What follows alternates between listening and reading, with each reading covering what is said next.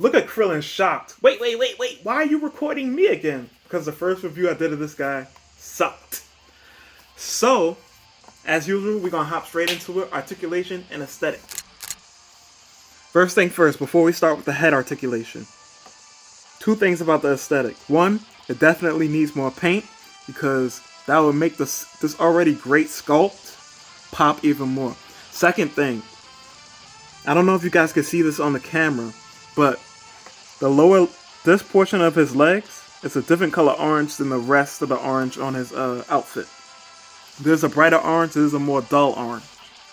It's not super noticeable, but it's something to note. As far as everything else, the paint that is there is very clean. His logo, clean. Paint on his face, clean. Overall, great aesthetic. With the exception of those two things that I said. Now for articulation, starting off with the head. He can look down that far. He can look up that far. You can pose his head however you want. So if you want him to give a little smugness to it, make it look like he got a hit on the side of the head with something, that range of movement is awesome. This is all at the top of the neck, by the way. This bottom hinge right here, it's harder to use, but it's there if you need it. I think you don't even really need that right there. You could just use it all this top motion. Perfect. For Krillin's arm articulation, they did something awesome. I'm going to put him down real quick. I'm going to show you Super Saiyan Blue Goku's arm. You see how this piece, watch this piece, turns like that? Well, with Krillin, the whole piece doesn't turn. Only the blue part does. And that's awesome. A much needed improvement. Because that other thing looked ugly when you would pose it and the whole sleeve would just be upside down. But moving on to the rest of the arm articulation, you get a cut at the top of the bicep. Works fine. Double hinge elbow. Works fine. Wrist articulation. It's kind of stiff, but works fine. See? And if you want to bring his arms back, you certainly can. Now going forward, it's not the best, really, to be honest. Which might suck for doing a Kamehameha pose, but I think if you work with it, it can work. But overall, arm articulation is great. For Krillin's torso, he crunches forward about that much, so not much at all, really. And then he crunches backwards, or leans back, decently, not a whole lot.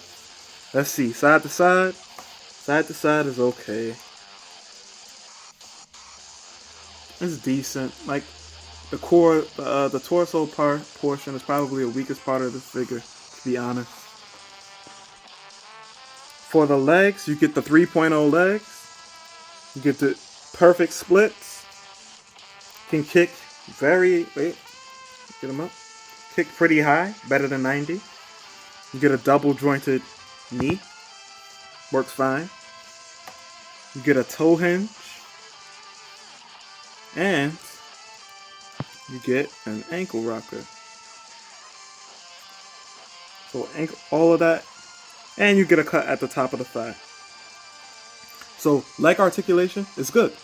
Definitely. Also, bonus, the belt is articulated. Because it's a floating piece. So it's not attached to the torso. Anyway, overall, articulation is pretty damn good, I have to say. For Krillin's accessories, starting with the faces, we get a surprise / shocked face. It could also double as a scared face. You get a grimacing, gritting teeth face, looking kind of angry.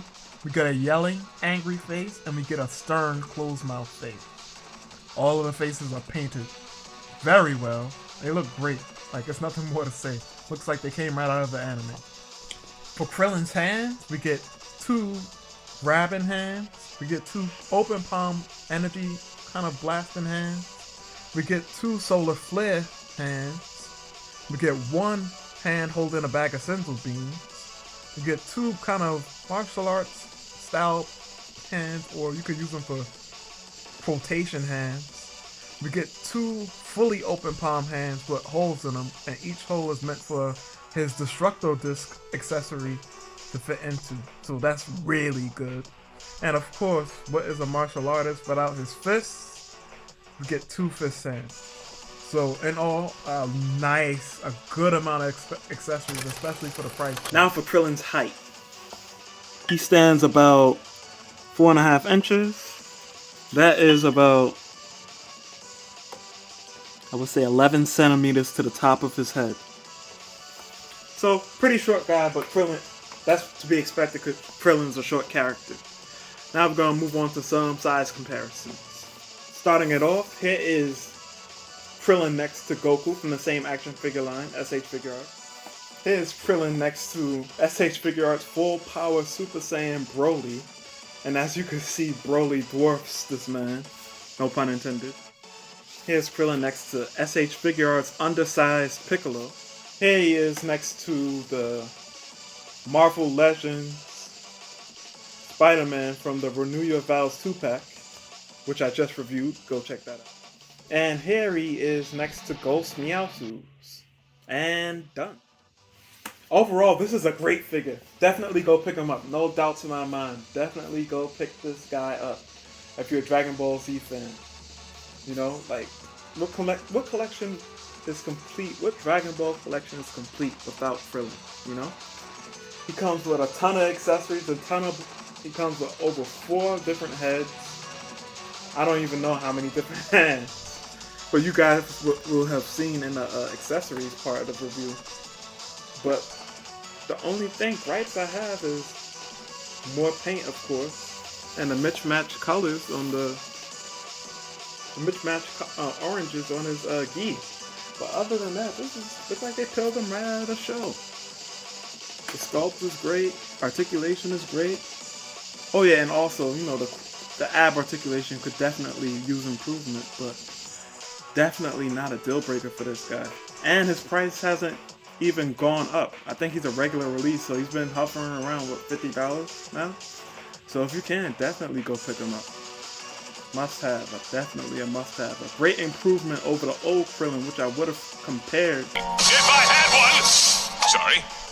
But that shit is trash anyway. Until next time, stay tuned for the cool pictures at the end. And this has been Bombastic Plastic. Stay fantastic, guys.